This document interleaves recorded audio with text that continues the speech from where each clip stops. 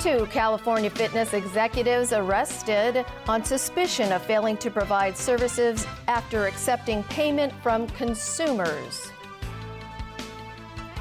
The ICAC chief speaks out on the replacement of the anti-graft body's acting head of operations. In Japan, Shinzo Abe says revising the pacifist constitution no easy task, despite the ruling coalition's big win in upper house elections.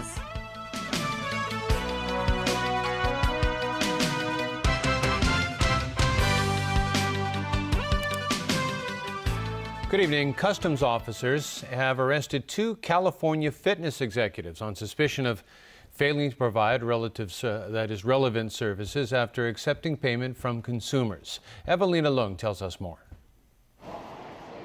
Customs officers went to the Kowloon Bay Center of California Fitness and took away a 57-year-old man and a 45-year-old woman today. They are the company secretary and management staff of the fitness center, respectively. Earlier, the authorities received complaints from the fitness center's members, saying the gym failed to provide services after they had paid for the club membership and personal trainer lessons.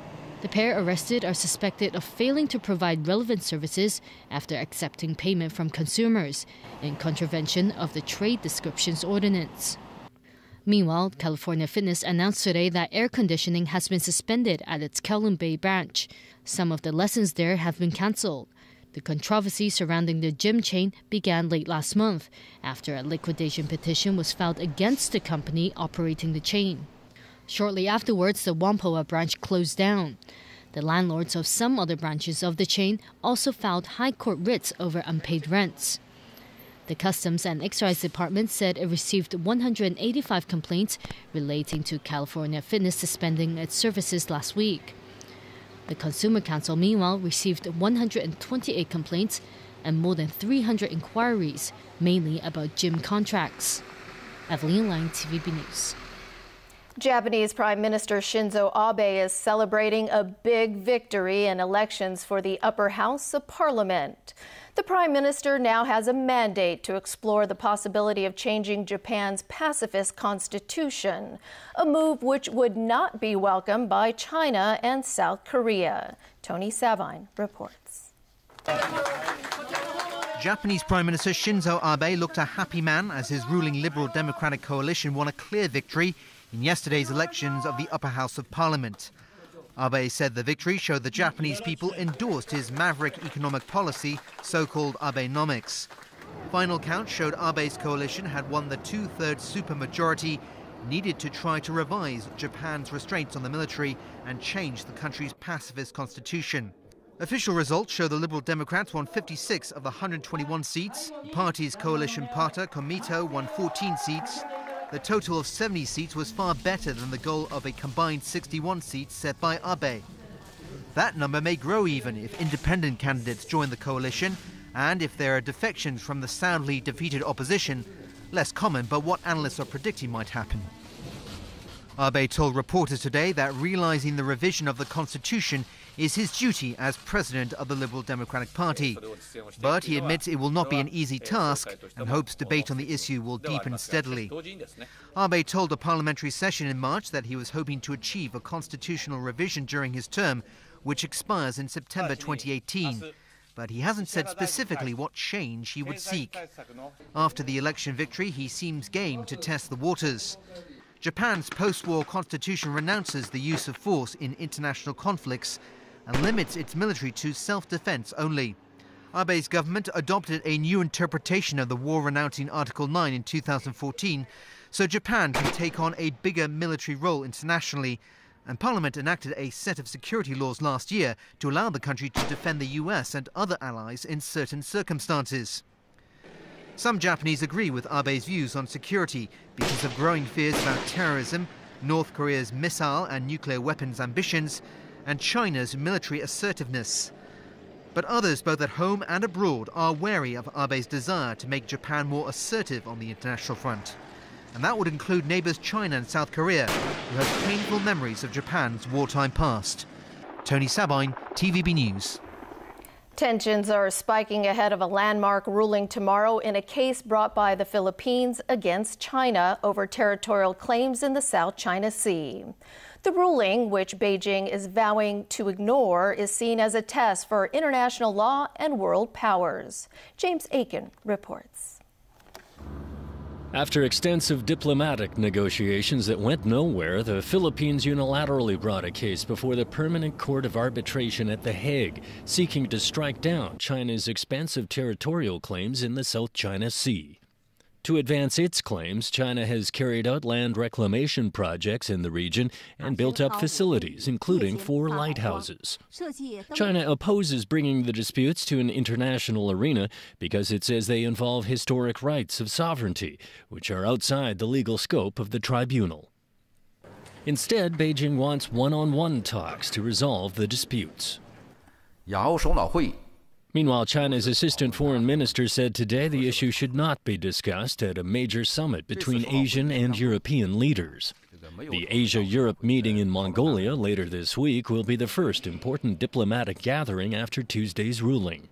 The event, which currently does not feature the South China Sea on the agenda, is designed to discuss issues between Asia and Europe. In the lead-up to the ruling, China is conducting military exercises around the disputed islands. China has repeatedly blamed the United States for stirring up trouble in the region. But the U.S., which has conducted Navy patrols in the region, says it has a stake in ensuring freedom of navigation and commerce. There is no enforcement mechanism for the tribunal ruling, but the Philippines hopes it will provide some clarity. It will take time. This will not happen overnight. The naval powers will enforce certain portions of the ruling. We'll have to fight our battle with China on the exploitation of the resources, but we are not alone because Vietnam, Malaysia, Brunei, Indonesia are in the same boat. West Philippine Sea.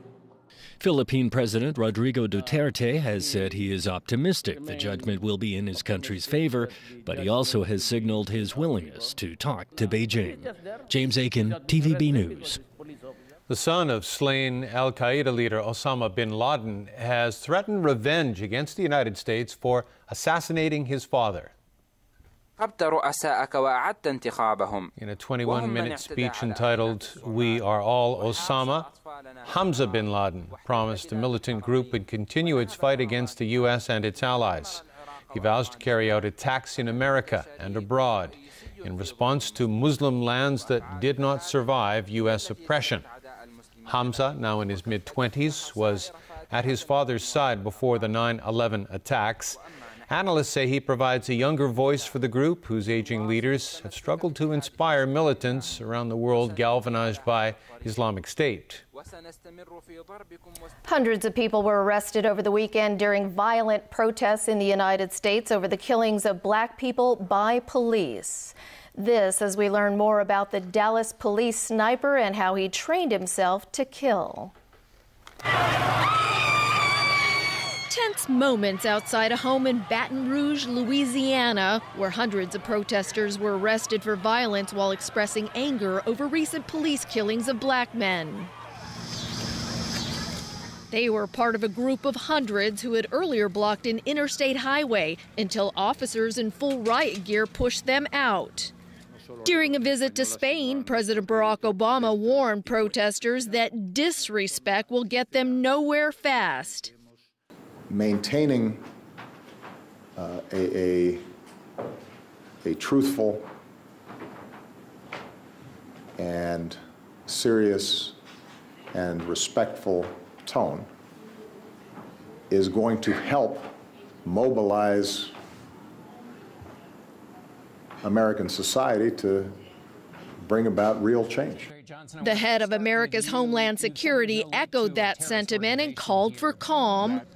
The shooter is not reflective of the larger movement to bring about change that was out in Dallas to peaceably demonstrate, and those who engage in excessive force in the law enforcement community are not reflective of the larger law enforcement community. Investigators have discovered the gunman who killed 5 police officers in Dallas had practiced military-style drills at home. He also trained at this self-defense school. All I know about Micah Johnson is a military vet, came in to do basic hand-to-hand self-defense. We didn't teach him any firearms tactics to do any of this. We don't support any of the stuff that he did. Police are trying to determine why Johnson wrote RB on the wall in his own blood before he was killed by explosives. Survivors of Micah Johnson's murderous rampage are telling their stories, starting with this officer who insists only love can stop hate. I had bullets flying to my left, to my right, over my head. I don't know how I made it out alive. Hate isn't going to fix anything. Dividing each other isn't going to fix anything. Loving each other will. This wounded survivor thanked officers, especially the 2 who died, shielding her and her son from bullets. Saw another officer get shot right there in front of me again. That was 2. They had no regard for their own life. New round of fighting and gunfire has erupted in South Sudan's capital a day after the UN Security Council told the country's president and his vice president to rein in their forces. Days of fighting between the 2 rival factions have left scores of people dead, including a UN peacekeeper from China. The fighting first erupted last Thursday between troops loyal to the president and supporters of the vice president, who led rebels during a 2-year civil war. The renewed clashes have raised fears of a return to a full-blown conflict and an end to the fragile peace process. And when we come back, the top court dismisses Carson Young's appeal against his money laundering conviction. Solar Impulse 2 on its way from Spain to Egypt. And Portugal celebrates its victory over France in the Euro 2016 final.